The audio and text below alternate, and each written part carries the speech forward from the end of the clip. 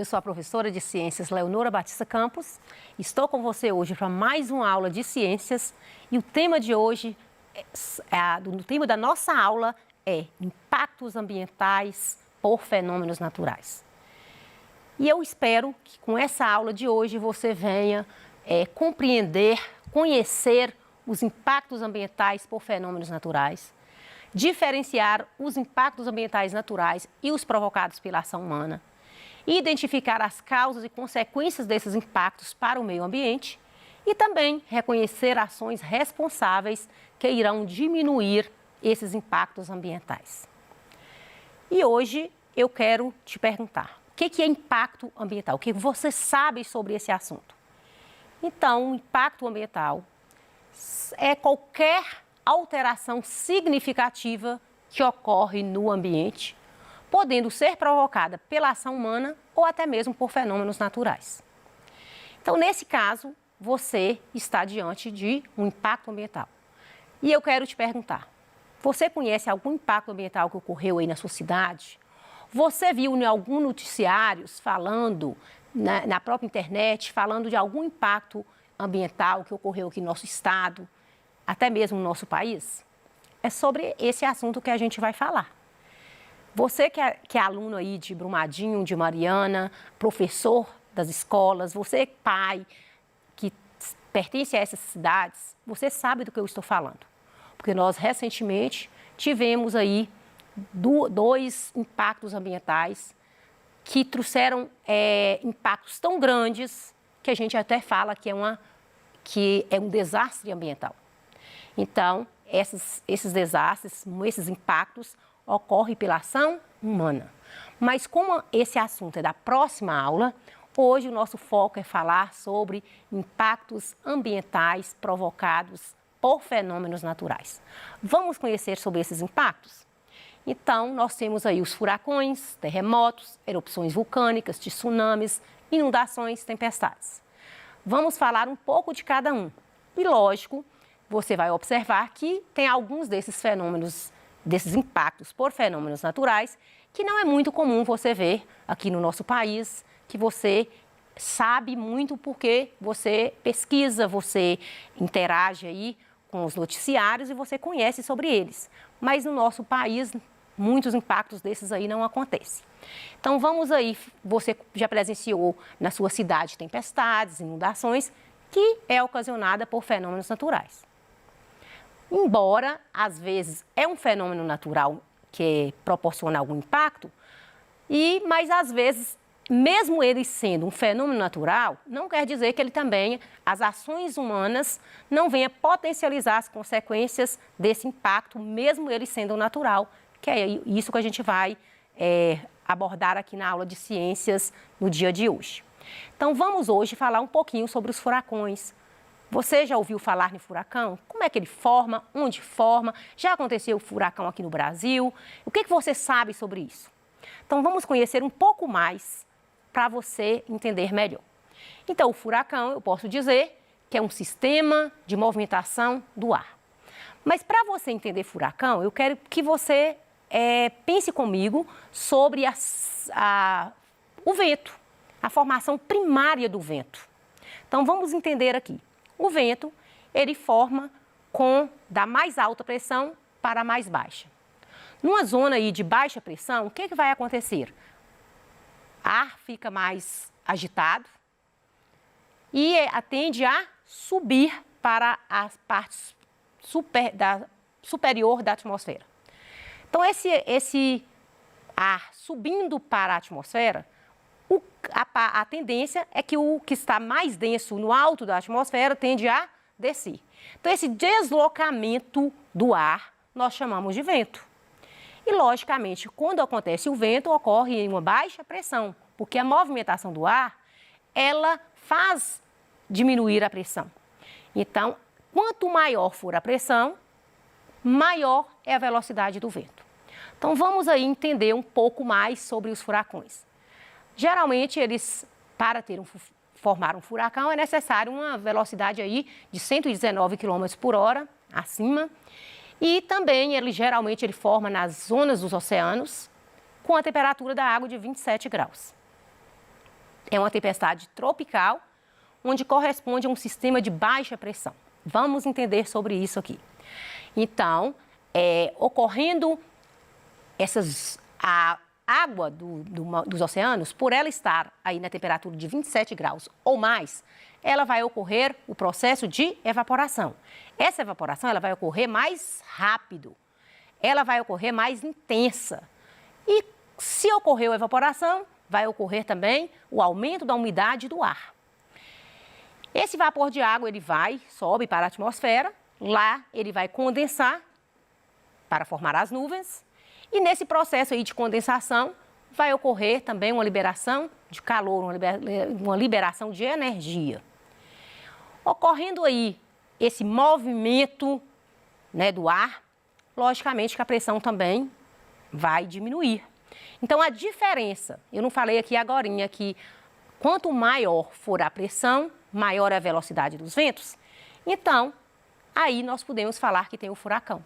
Então, para ter um furacão, é preciso ter água quente, acima de 27 graus. É preciso ter grande umidade do ar, pelo processo de evaporação. Evaporou, umidade do ar aumenta. É necessário ter aí uma baixa pressão. Então, essa zona de baixa pressão, ela forma aí o furacão. Então, esse furacão, ele vem do aumento da evaporação das águas, da formação das nuvens, do calor liberado pela condensação da água e também do movimento do ar, que vai reduzir a pressão, aí você está diante de um furacão. O Brasil, ele é um país, né, que nós não temos indícios de furacão por causa da temperatura da água. Mas isso aí, ocorreu uma exceção aí, quando a gente pensa aí no furacão que aconteceu em 2004 em Santa Catarina. Então, o que aconteceu com como é que formou esse furacão? Então, esse furacão em Santa Catarina ocorreu pelo aumento da água dos oceanos, que passou pelo processo de evaporação, umidade do ar, condensação da água, zona de baixa pressão, ocorreu aí o furacão aqui no Brasil, que foi uma surpresa para todos nós, porque as nossas águas não apresentam essa temperatura que é propício para que ocorra um furacão. Então, o furacão ele precisa de águas quentes, que comum em regiões tropicais. Esse furacão que ocorreu em Santa Catarina em 2004, atingiu o estado de Santa Catarina numa velocidade aí de 150 km por hora. E também, esses furacões, eles são monitorados por satélites meteorológicos que vão controlar aí a formação da temperatura, a formação do furacão, vai controlar aí a temperatura, a velocidade dos ventos, a direção do vento, e aí pode dizer que você está diante de um fenômeno natural chamado furacão. Outro fenômeno natural que você já ouviu muito falar também é o terremoto.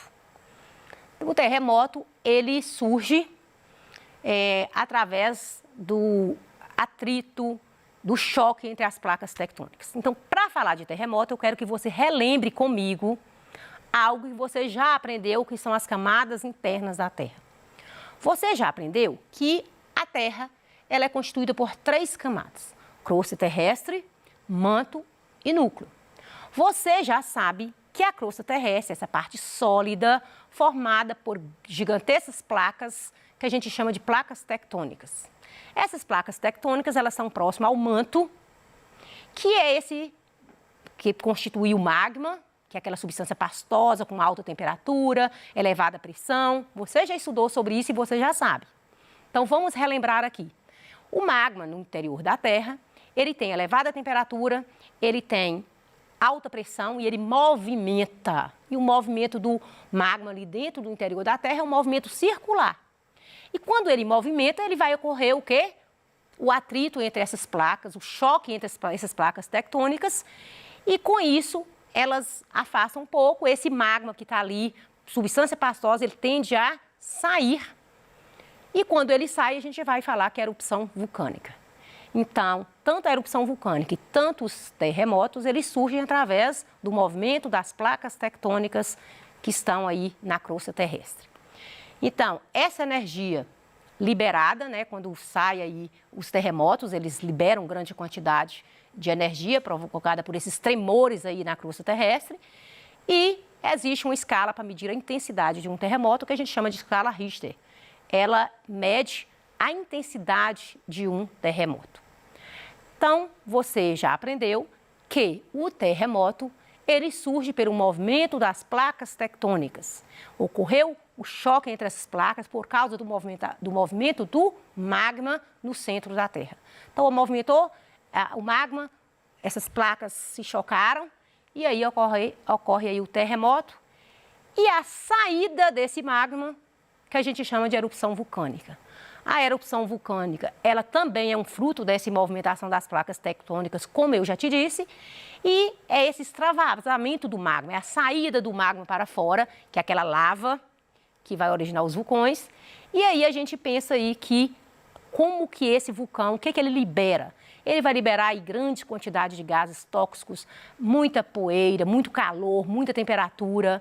Então, essa erupção vulcânica, ela surge aí com elevada temperatura, muito calor e muitos elementos, muitos gases tóxicos que libera pela erupção vulcânica. Agora vamos falar de outro fenômeno natural que você também já assistiu sobre ele. Nós, graças a Deus, não temos aqui no Brasil, né, que é o tsunami. Então, o que é o tsunami? O tsunami também ele ocorre no fundo do mar por causa do choque entre as placas tectônicas, que a gente chama, na verdade, quando essas placas elas se chocam no fundo do mar, nós chamamos de maremoto. Então, acontece o choque dessas placas, entre essas placas, vai ocorrer um movimento maior da água. Essa água movimenta, ela chega aí às ondas, numa altura aí de 30 metros.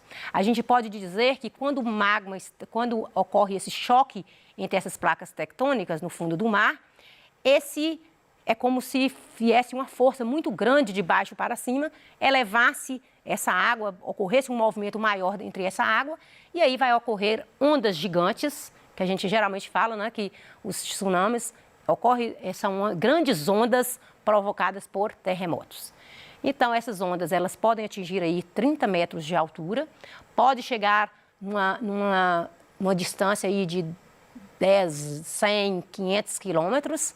Então, vocês têm ideia daí de como que o tsunami, a consequência aí desse fenômeno para o ambiente. Então, essa força, como eu falei, ela vem de baixo para cima, onde ela vai elevar a onda, e é um fator imprevisível.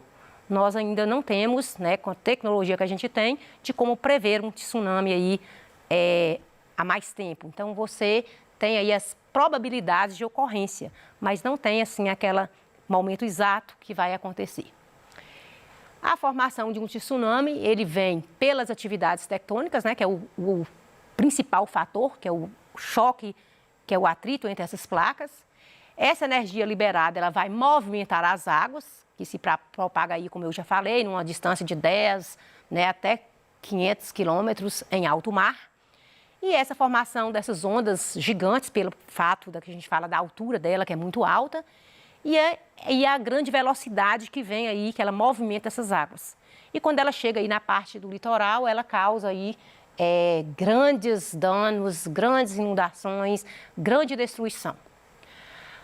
Nós sabemos, já falei para vocês como é que forma o tsunami, que é pelo movimento das placas tectônicas e que nós não temos ainda como prever quando e onde vai acontecer. As tempestades, ela ocorre, também é um fenômeno natural, mas embora as tempestades sejam um fenômeno natural, isso não indica que o homem não tenha participação com as suas ações. Por quê? Porque as tempestades, elas são um grande volume de chuva, elas hoje com o aquecimento global, que nós já estudamos aqui na nossa aula de ciências, nós já falamos aqui do aquecimento global, nós já falamos do agravamento do efeito estufa. Então, esse aquecimento global, ele vai logicamente agravar aí essas condições climáticas, ele altera toda a climatologia e com certeza aí hoje a gente tem muito maior incidência de tempestade do que talvez antes. Então, essas tempestades, elas causam grandes estragos, porque geralmente ela vem acompanhada de fortes ventos. E esse ano, por exemplo, nós presenciamos aqui no nosso estado aí tempestades que destruíram casas, que destruíram, desabaram muitos locais aí com mortes, né? A gente viu aí grandes danos aí que as tempestades surgiram aí no nosso estado e provocaram aqui. E a gente vê que essas tempestades, mesmo ela sendo um fenômeno natural, ela tem também ação humana junto. E esse volume de água, né, que é muito grande, quando a tempestade vem, geralmente aquelas nuvens escuras, muito vento e muita água, um volume a mais, muito maior de água do que uma chuva normal. Essas tempestades, elas trazem também as inundações. As inundações, elas ocorrem por um grande volume de água. Isso impacta o meio ambiente, porque você sabe que, de acordo ao volume de água, nem sempre, principalmente os grandes centros, têm estrutura para receber um volume de água. Será que nas grandes cidades nós estamos preparados aí para receber grande volume de água que vem de uma forma natural, que não tem como você, que eu, controlar a chuva? Então, ela vem, de fato, ela chega até nós e, às vezes, ela vem com estragos, assim, muito intensos.